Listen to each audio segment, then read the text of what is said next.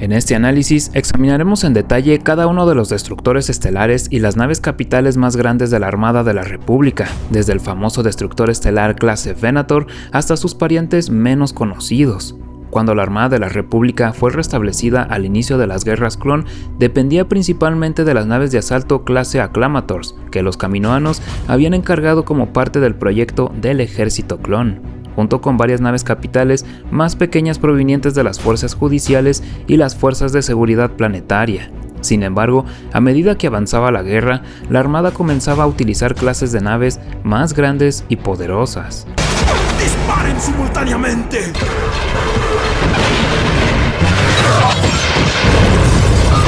Comencemos con la nave capital más icónica de la República, el destructor estelar clase Venator.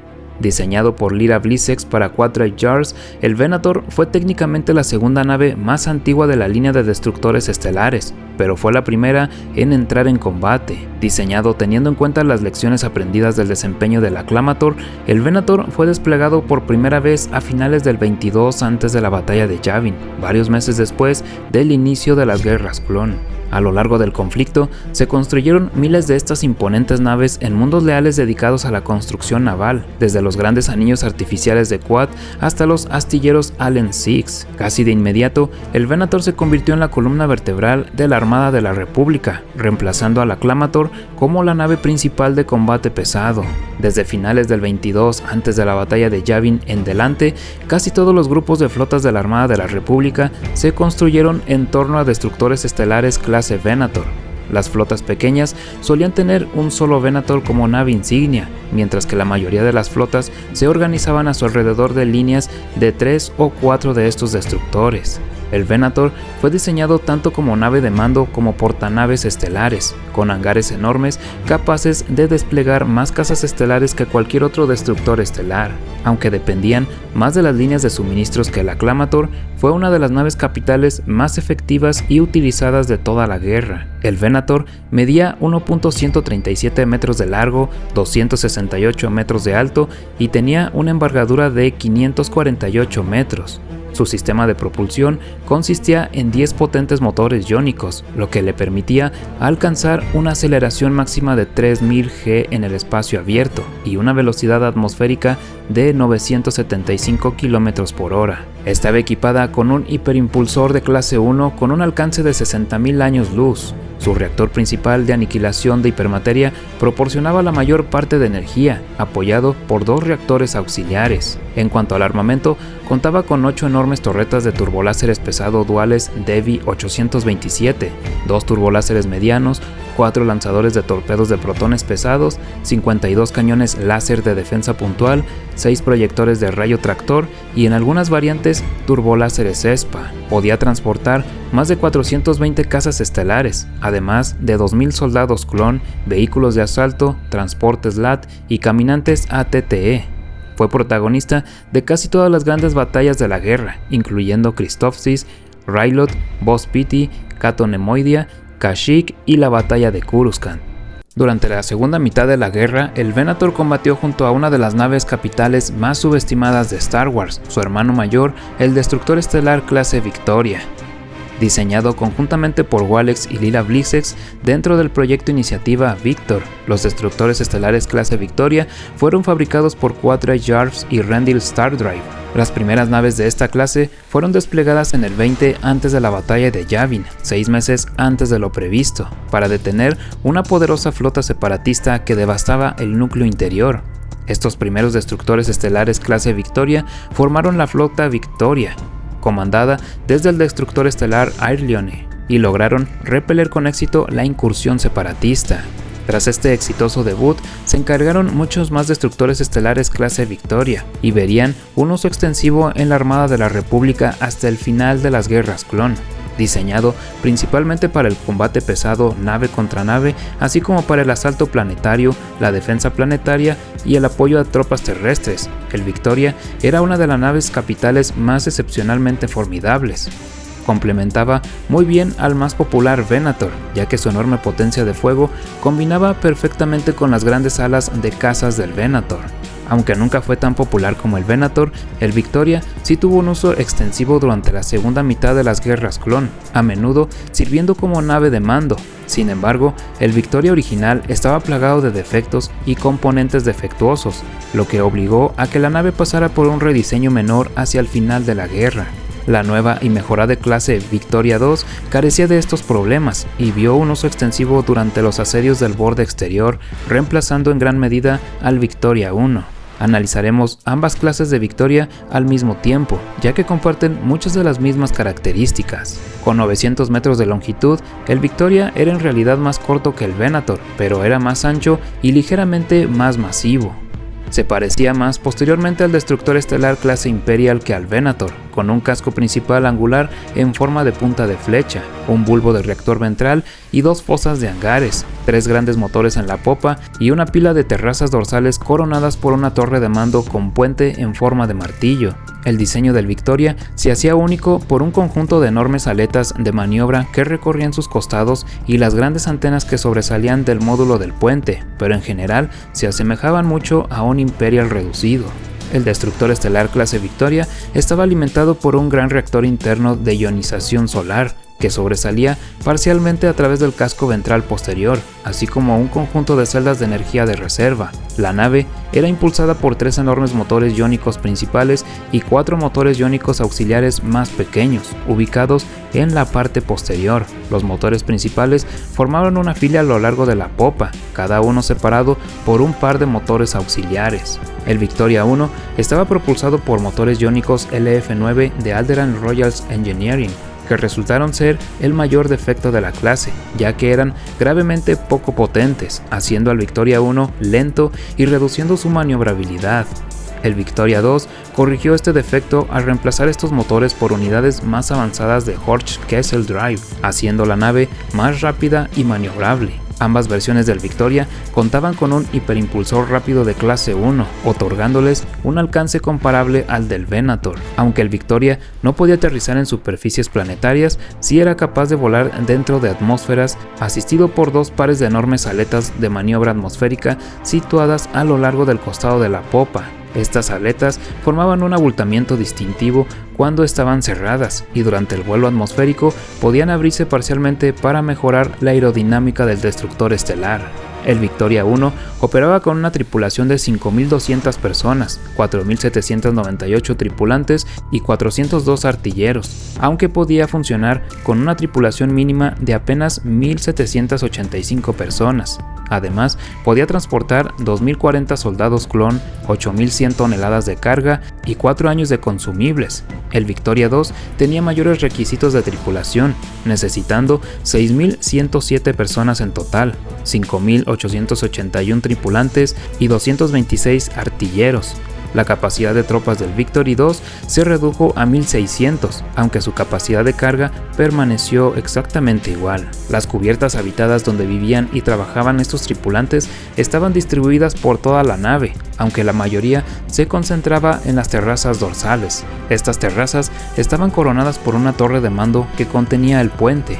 La torre también albergaba 2 cúpulas generadoras de escudos deflectores y un conjunto de antenas de comunicaciones, además de una estación de observación frontal situada al estribor del puente, al final de una larga antena. El destructor estelar clase Victoria contaba con 2 hangares ventrales, mucho más pequeños y de mayor capacidad que los del Venator. El hangar delantero era más pequeño y se utilizaba como bahía de lanzamiento secundaria, mientras que el hangar ventral, más grande, actuaba como hangar principal y bahía de atraque. Corbetas y transportes podían acoplarse en la bahía principal, que también se utilizaba para lanzar y recuperar cazas y transportes de fuerzas terrestres. Las naves que regresaban entraban por las puertas delanteras de la bahía, donde eran reparadas, reabastecidas y transferidas a los compartimientos de almacenamiento. Para el lanzamiento, eran trasladadas al hangar de ataque y lanzadas por las puertas traseras de bahía principal. El hangar secundario funcionaba de manera similar, pero se utilizaba principalmente para dar servicio a lanzaderas. Normalmente, el Victoria transportaba un total de 5 lanzaderas, además de varias naves de desembarco y transporte de tropas. Junto con sus 2040 soldados clon, podían llevar 10 tanques Juggernaut, 10 caminantes pesados, 15 caminantes ligeros o tanques y diversos vehículos de apoyo. Su capacidad de cazas era mínima, solo 24 en total. El Victoria tenía un casco extremadamente blindado y escudos muy potentes, lo que lo hacía en conjunto más resistente que el Venator. El Victoria 1 tenía un blindaje y escudos ligeramente superiores a los del Victoria 2, aunque la diferencia era pequeña. Ambas versiones estaban extremadamente bien armadas. El Victoria 1 estaba equipada con 10 baterías cuádruples de turboláseres ligeras, 40 baterías dobles de turboláseres pesados, 80 tubos lanzamisiles de concusión y 10 proyectores de rayo tractor. Este armamento lo convertía en uno de los destructores de naves capitales más temidos de la Armada de la República. Sus 80 tubos lanzamisiles le permitían lanzar devastadores andanadas capaces de pulverizar incluso grandes naves capitales. El Victoria 2 tenía un arsenal diferente, 20 baterías de turboláseres, 20 baterías dobles de turboláseres pesados, 10 cañones iónicos pesados y 10 proyectores de rayo tractor. Este conjunto reemplazó los misiles del Victoria 1 por cañones iónicos, lo que lo hacía más adecuado para misiones de persecución y captura. Tras su debut en el 20 antes de la batalla de Yavin, el Victoria 1 comenzó a entrar en servicio en toda la galaxia, con la introducción del Victoria 2 durante los asedios del borde exterior. El Victoria 1 fue gradualmente retirado, mientras que el Victoria 2 se volvió más común. Ambas clases combatieron extensamente junto al Venator. El transporte de asalto clase Acclamator no era técnicamente un destructor estelar, sino un predecesor de todas las clases posteriores de destructores estelares como el Venator o el Imperial. Algunos incluso lo llaman un protodestructor estelar, por ello quería mencionarlo también.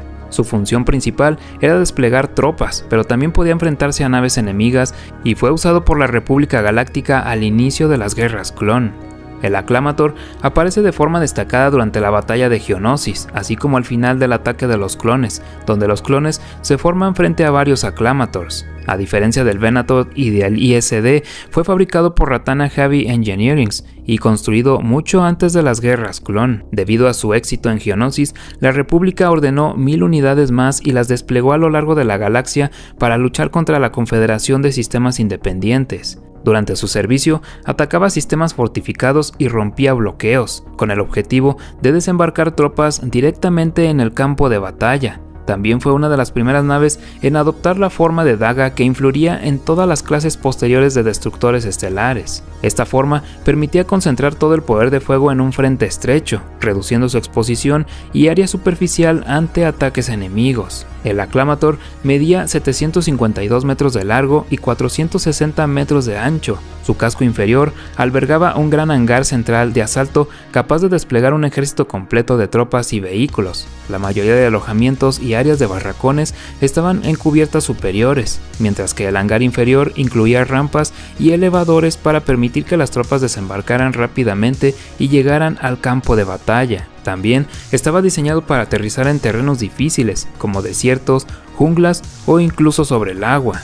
En cuanto a capacidad, podía transportar hasta 16.000 soldados clon, además de 80 cañoneras LAD, 84 vehículos blindados como caminantes ATTE o ESPAs y 320 Bark Speeders. Para combate nave contra nave, el Acclamator contaba con 12 torretas turboláseres cuádruples, 24 cañones de defensa puntual y 4 lanzadores de torpedos pesados. Los grupos de Acclamators podían llevar a cabo bombardeos orbitales completos si era necesario. Con la introducción del VNAT en la flota de la República, el Acclamator pasó a usarse principalmente como transporte de tropas y participó poco en combates nave contra nave. Una versión posterior especializada en bombardeos orbitales llamada Acclamator 2 fue introducida, pero no se desplegó ampliamente.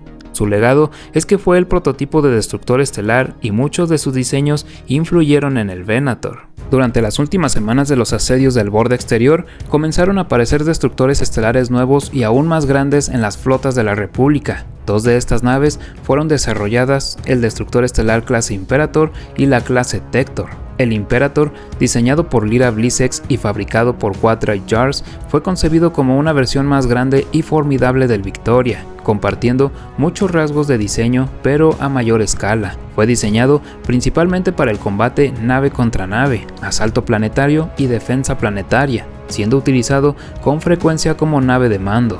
A diferencia del Victoria, el Imperator tenía una capacidad mucho mayor para transportar cazas estelares, así como un blindaje más grueso y una potencia de fuego superior a la del Victoria y el Venator. Con 1600 metros de longitud, era casi el doble de grande que el Victoria. Estaba propulsado por 3 motores iónicos KDY Destroyer 1 y 4 motores iónicos auxiliares Cygnus Spacewalker He-Mon 4, lo que le permitían alcanzar una aceleración máxima de 2.300 G en el espacio abierto y una velocidad atmosférica de 975 km por hora, similar a la del Venator. Sin embargo, tenía un hiperimpulsor más lento, de clase 2. El Imperator tenía un casco densamente blindado y escudos muy resistentes. Requería una tripulación gigantesca de 37.087 personas, compuestas por 275 artilleros, 25.575 soldados rasos y 9.235 oficiales. También podía transportar 9.700 soldados clon, 36.000 toneladas métricas de carga y entre 2 y 6 años de consumibles. Contaba con 2 hangares ventrales, el delantero, más pequeño, servía principalmente a lanzaderas, mientras que el trasero permitía desplegar cazas y vehículos terrestres, además de servir como bahía de atraque para corbetas más pequeñas. Podía transportar al menos 8 lanzaderas, 32 naves de desembarco, 20 caminantes pesados, 30 caminantes ligeros y una base de guarnición prefabricada y un ala aérea de 72 cazas estelares, usualmente compuesta por 48 V-Wings, 12 ARC 170 y 12 interceptores ETA-2. Su armamento principal consistía en 8 enormes torretas situadas a ambos lados de las terrazas dorsales, 6 turboláseres pesados dobles y 2 cañones iónicos pesados dobles. Además, llevaba 70 turboláseres adicionales, 70 cañones iónicos, 40 cañones láseres de defensa puntual y 10 rayos tractores pesados. Aunque era una de las naves capitales más formidables de las guerras clon, tuvo un impacto limitado debido a su introducción tardía, entrando en servicio en el 19 antes de la batalla de Yavin, justo al final de los asedios del borde exterior. Desarrollado al mismo tiempo que el Imperator, el destructor estelar clase Tector tuvo un uso más extenso que su primo más conocido durante las guerras clon. El Tector era una variante del Imperator, idéntica en casi todos los aspectos, con una sola diferencia clave: carecía de hangares ventrales, sustituyéndolos por blindajes más pesados en su parte inferior y alrededor del bulbo del reactor. Esto hacía al Tector más resistente y ligeramente más adecuado para el combate nave contra nave, pero también lo hacía incapaz de transportar cazas estelares o vehículos terrestres, obligándolo a depender de otras portanaves para apoyo aéreo. Dado que la República tenía numerosos Venator disponibles, esta limitación no fue un problema grave. Los Tector sirvieron como naves de mando durante el asedio del borde exterior y se volvieron cada vez más comunes en los últimos días de la guerra. Esto concluye el análisis de los destructores estelares de la República, pero la República también utilizó naves capitales aún más grandes durante las guerras clon, aunque fueron una visión rara durante la mayor parte del conflicto. Estos enormes cruceros de batalla y súper acorazados solían servir como naves de mando fuertemente armadas para las armadas más grandes de la República, proporcionando un enorme poder de fuego, apoyo de cazas y un punto de reunión para los grupos de flota. Durante la mayor parte de la guerra, los cruceros de batalla fueron poco comunes y se usaron principalmente en las flotas defensivas de los mundos ricos del núcleo. Sin embargo, durante el último año del conflicto, estas enormes naves se volvieron gradualmente más comunes, liderando los asedios más importantes del borde exterior. La clase Praetor, tradicionalmente el término crucero de batalla, se refería a cualquier gran destructor de naves capitales, pero el sistema de colegio de guerra de Anaxes redefinió el término para referirse a enormes naves de mando. El primer crucero de batalla moderno fue el clase Procurator, diseñado por 4 Jars 2 siglos antes de las guerras clon. Su sucesor fue el Praetor, de 4 kilómetros de longitud. Aunque originalmente fue diseñado bajo las restricciones de las reformas de Rusan, varios Praetor fueron ampliamente modernizados hacia el final de las guerras clon, recibiendo mejores hipernavegadores, blindajes pesados y mayor potencia de fuego. Uno de ellos, el Questor, lideró una flota para capturar Panmant, pero sufrió un fallo catastrófico de hiperimpulsor, saltando directamente dentro del planeta, fracturando su corteza y volviéndolo inhabitable. El Maelstrom fue un producto de 4 Jars, extremadamente caro, solo unos pocos entraron en combate, eran lentos tanto en el espacio real como en el hiperespacio, con hiperimpulsores clase 3 y requerían más de 45.000 tripulantes. Podía transportar hasta 15.000 soldados clon, 2 años de suministros, 96 cazas estelares, lanzaderas, naves de asalto y transportes.